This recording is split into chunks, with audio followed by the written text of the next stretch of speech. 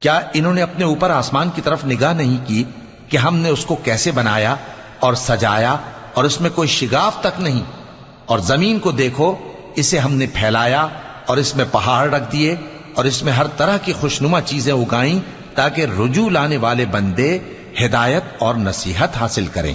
اور ہم نے آسمان سے برکت والا پانی اتارا اور اس سے باغ اگائے اور کھیتی کا اناج اور لمبے لمبے کھجور کے درخت جن کا گابھا تہ بتہ ہوتا ہے۔ یہ سب کچھ بندوں کو روزی دینے کے لیے کیا ہے۔ اور اس پانی سے ہم نے مردہ زمین کو زندہ کیا، بس اسی طرح قیامت کے روز نکل پڑنا ہے۔